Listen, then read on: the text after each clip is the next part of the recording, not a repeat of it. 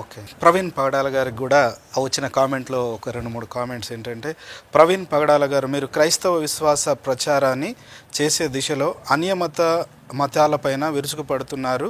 వారి భక్తి భావాన్ని మీరు కించపరిచినట్టుగా కొంతమంది అంటే అందులో రాసిన వాళ్ళు కించపరిచే విధంగా మీరు ఏమైనా చేస్తున్నారా ఎక్కడైనా? రైట్. సో ముఖ్యంగా మొట్టమొదటిగా రక్షణ టీవీ పరిచర్లకు, అలాగే రక్షణ టీవీ ప్రేక్షకులందరికీ కూడా శుభములండి.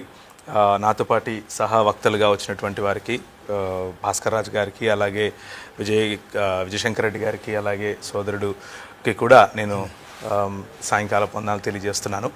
అయితే మీరు అడిగిన ప్రశ్నలో కొంచెం వాస్తవం ఉంది, సగం ట్రూత్ ఉంది అని నేను ఎందుకు అంటున్నాను అని అంటే, ఉన్న నిజాలు మాట్లాడితే అవతలి వారికి అది కించపరచడం అయితే నేను నిజం ఎప్పుడు మాట్లాడుతూనే ఉంటాను.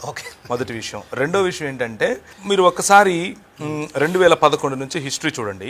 2011కు ముందు ఏ క్రైస్తవుడు ముందుకొచ్చి ఎవరిని ఇతర మతాల వారిని దూషించినట్లుగాను, కంపేర్ చేసి అవతలి వారిని తక్కువ చేసి మాట్లాడినట్టుగాను కనిపించదు మీకు. ముఖ్యంగా వేరే వారిని పక్కన పెట్టండి, నా గురించి మాట్లాడతాను.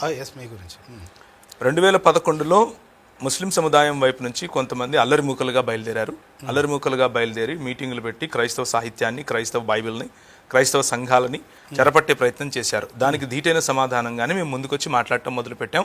ఇప్పుడు క్రైస్తవ సమాజాల్లో ఒక ప్రభంజనం ఉంది. ఏంటంటే, వారు ముందుకొచ్చి క్రైస్తవ సిద్ధాంతాన్ని, క్రైస్తవ పుస్తకమైనటువంటి బైబిల్ను వ్యతిరేకించి క్రైస్తవ సమాజాన్ని అడ్డుకునే ప్రయత్నం చేస్తే ఎవరు సిద్ధాంతపరంగా ఎవరు ఊరుకోరు, అందరూ మాట్లాడతారు. ఎందుకంటే సఫిషియెంట్ ట్రైనింగ్ ఇవ్వగలిగాం కాబట్టి ముస్లిం పక్షంగా. అలాగే ఎవరైతే కొంతమంది ఈ అల్లరి మూకలుగానే నేను ఎవరినైతే పిలుస్తానో, ఆ అల్లరి మూకలు రాసినటువంటి కొన్ని పుస్తకాలు ఉన్నాయి. ఆ అల్లరి మూకలు రాసినటువంటి పుస్తకాల్లో మీరు అడిగిన పుస్తకం ఒకటి రాజీవ్ మల్హోత్రా గారు. ఆయన నేను స్కాలర్గా చూడను, ఆయన నేను భాస్కర్ రాజ్ గారు మాట్లాడుతూ అన్నారు, ఆయన కొన్ని రుజువులు కూడా ఇస్తారు అని. ఆయన ఇచ్చిన రుజువుల్లో ఏ ఒక్కటి కూడా ప్రామాణికమైన రుజువుగా ఆయననే నిరూపించుకోమని నేను ఉత్తరం రాసి మరీ పిలిచాను.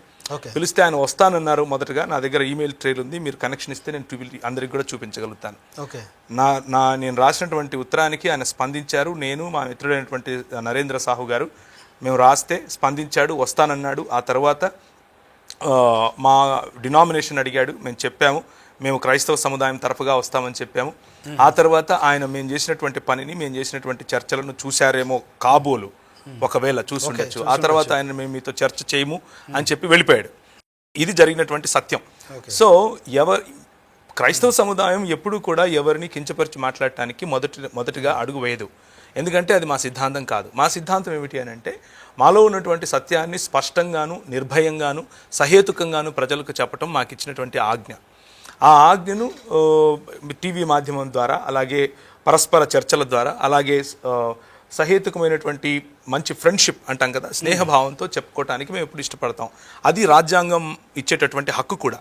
అయితే ఆ హక్కును దుర్వినియోగం చేస్తూ ఎవరైనా క్రైస్తవ భావజాలాన్ని దుయ్యబట్టే ప్రయత్నం చేస్తే, క్రైస్తవ భావజాలంలో దాన్ని ఏమంటారు, లేని తప్పులు ఉన్నవి చూపిస్తే ఇబ్బంది ఏమీ లేదు. ఆత్మావలోకనం చేసుకోవడంలో క్రైస్తవ సమాజం ఎప్పుడు వెనకంజ వేయదు. క్రైస్తవ సమాజం ఆత్మావలోకన, ఆత్మ విమర్శ చేసుకుంటూ ఉంది కాబట్టి ఈరోజు మనుగడలో ఉంది.